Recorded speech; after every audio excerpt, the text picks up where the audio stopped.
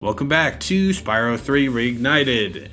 In this episode, it's time for our first backtracking episode. Huzzah. Yeah. Luckily, again, the backtracking isn't super bad. There's more of it than Spyro 2. But basically, you don't... It's not straight annoying as Spyro 2. Like, there's no, oh, you need to come back with the power up in that stuff.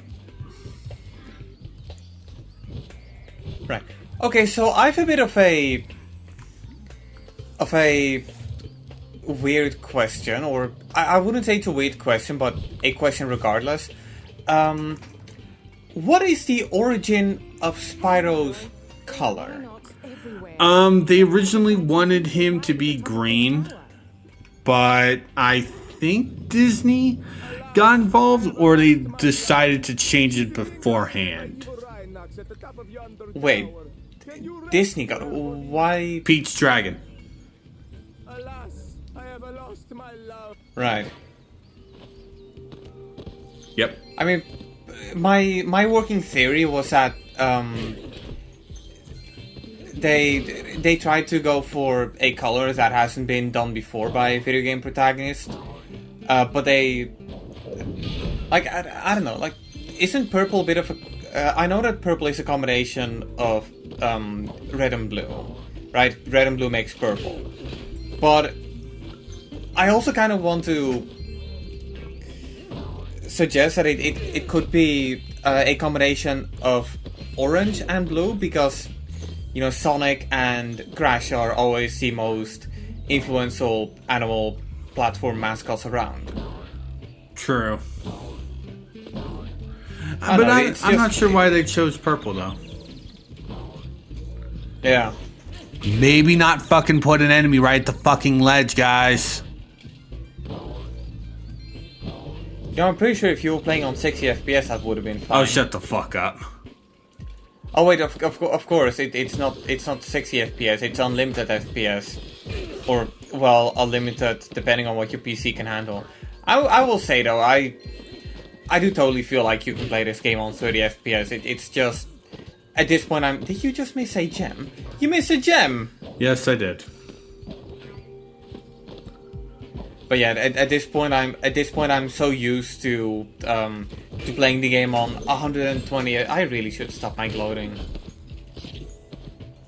Yeah, you really should. Although that's one thing I do find weird, that they never updated both the Crash and Spyro trilogy on Xbox to have FPS boost. Yeah, it is. It really is weird. But then I also don't think they updated the Call of Duty titles to be FPS boosted. There's a higher chance of them them doing it to Call of Duty than the Spyro and Crash. Well, Call of Duty is already at 60 FPS. But they've also done FPS boost for 120 FPS. Yep. It's just an odd selection of games they gave 120 FPS support. Like the Battlefield titles, okay. But then the Lego Movie game, 120, why? Like, I don't think people have a problem with the frame rate of the Lego Movie video game. Yeah, no, they really don't. Because I didn't, from what I played. And I've completed that one 100%. Yeah, but it had to have some degrees of filler, right? A little bit, but it still mostly kind of stayed true to the movie. Yeah, I still haven't watched the movie. Or played the game. I played a bit of the game. Yeah, the game's not bad. I feel that it works a little bit better for a movie than a game. There, yeah. You happy I got that gem you complained about? I wasn't complaining, I was just pointing it out.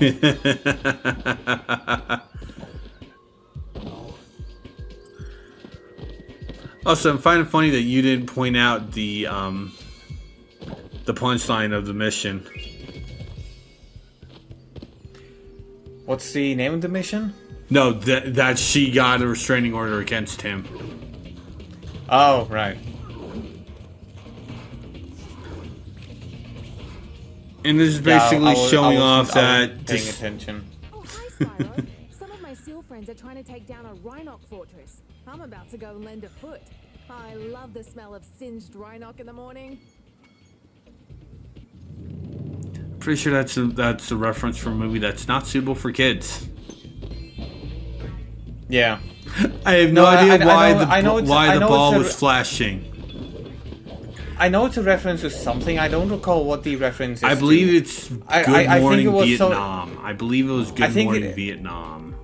Yeah, I think the original one was something like "I love the smell of cyanide in the morning." I believe it was Napalm. Oh, you're right, napalm. Yeah, that's the one.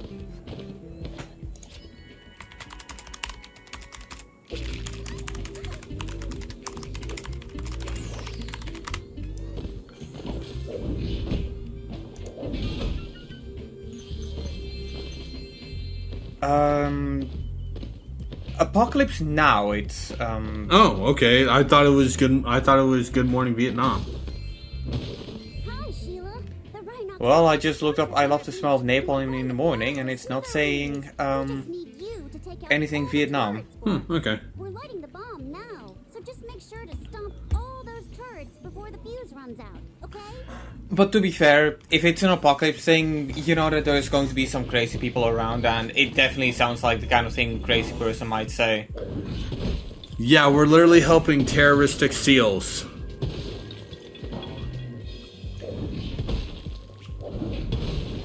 Ooh, how are they terrorists? Because they're planning to blow up a Rhino Castle. And also, what kind of idiot would decide, we're going to light it as Okay, there's a difference between going to war and committing terrorism. Well, the Rhinox didn't really do anything in this case. There are enemies, right? Yeah, but in this case, they didn't really do anything. In that case, it's not terrorism, it's a war crime. So it's not Spyro committing war crime this time, it's Sheila. I'm pretty sure that Spyro is involved somehow. Well, I mean, Sparks is there. He remained silent.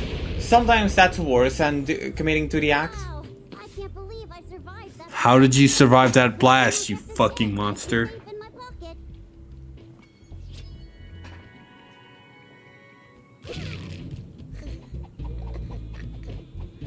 So, why are these dragons running on dog operating systems? They're baby. They're babies, Edgy. Yeah, but still, they're running on dog firmware. They're babies. Still, their action should be more dragony. What do you think a baby dragon should do? I don't know. I'm not a fucking dragon. How am I supposed to know? But all I'm saying is that they're basically acting like dogs.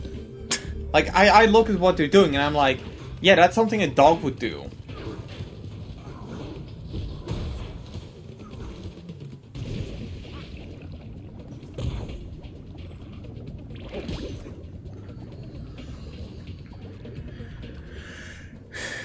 I mean, we had the first one we saw. One of the first ones we saw did the chicken dance, Edgy.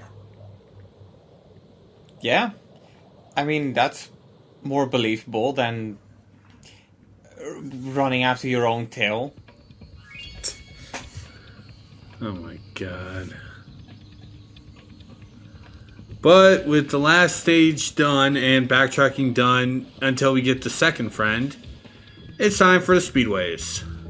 Starting off with Mushroom. Also, what do you mean? What do you mean? What should baby dragons do? Behave? You be like? Look, I've seen the first HP movie. I know what dragon behavior is like.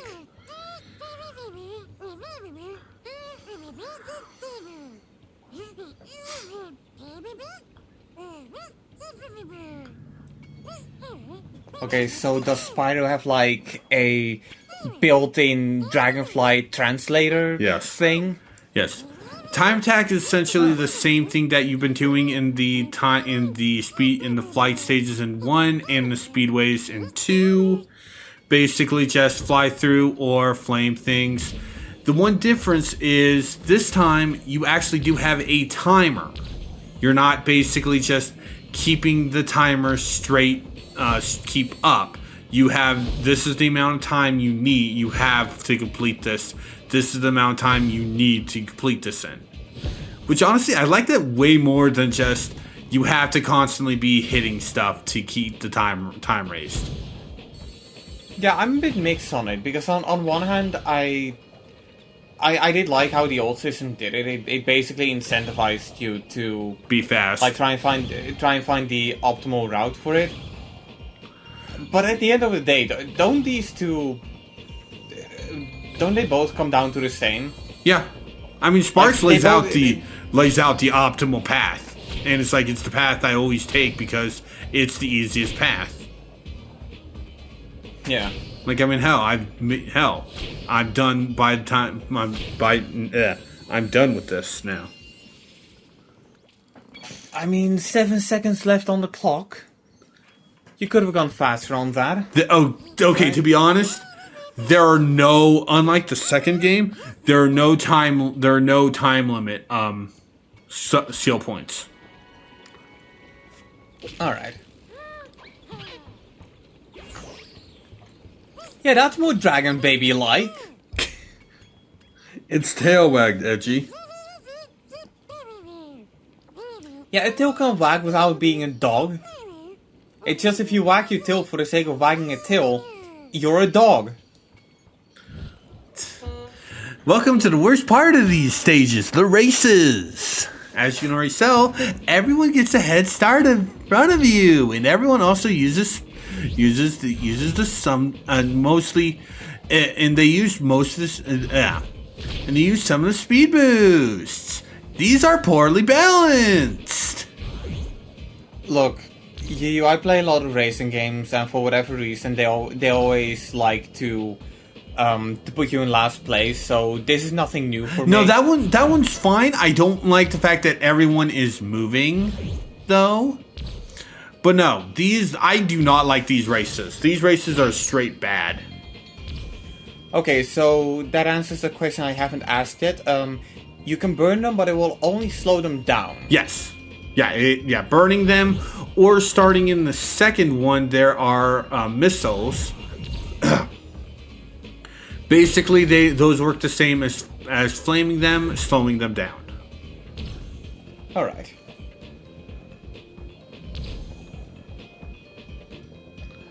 And I will state this, despite the fact I don't like these, I basically first try all but the last one. Well, spoiler. What? Spoilers. I was wondering if you were going to succeed this one. But now there's no point for the anticipation because I know you're going to win. Oh, fuck you. I mean, you get to at least see me fail in the last one. Yeah, but that's like... that's like, what, 10 sessions later? Like, by the time we're there, D-pad will have joined us again.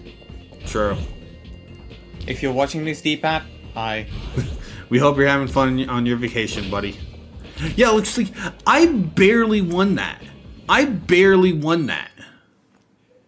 won that at the last turn. Bet you can't do it in 2 minutes. Or less. Okay.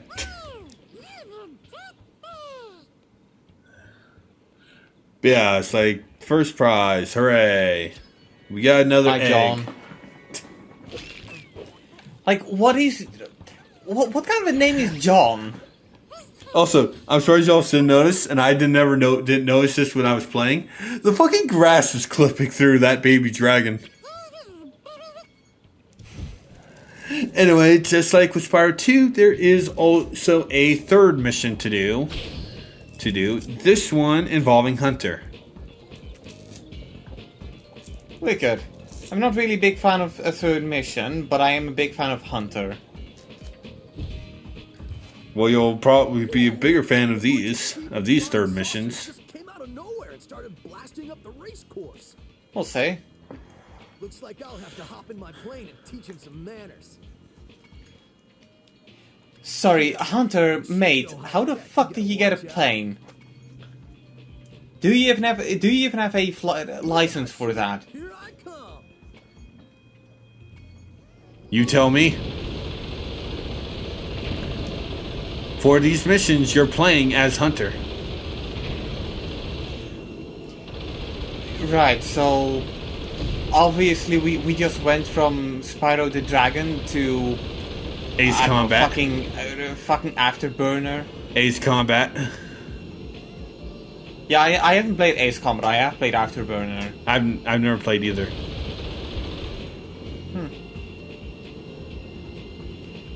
No, you know what game we should play?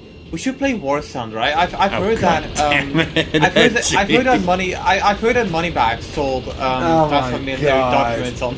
Oh my god, Edgy. The main punchline of this is gonna be War Thunder, isn't it? You're gonna find a way to shoehorn War Thunder into every other episode, aren't you? Had abducted this egg. Possibly. God But damn okay, you know, no, actually, I don't think it's gonna be like, I don't think it's gonna be like, Fallout to Final Fantasy. I don't think it's gonna be like that, but, I don't know, maybe. I need to play Fallout again one of these days. But that It has been a while. Yeah, but that is the end of the first Speedway episode. First Speedway. They're not bad. I don't like the races. The races, I think, are just really poorly done. Right. And yes, it is because there's like no acceleration for you to have. Yeah, that doesn't sound like fun. Yeah, to be honest. that's why I don't like them. So, and like I said, you hit the water, that's it. You have to start the race all over again. And it's like, that's really annoying. It doesn't get I think the worst one is the last one though. But this one is also kind of second because there's no homing missiles.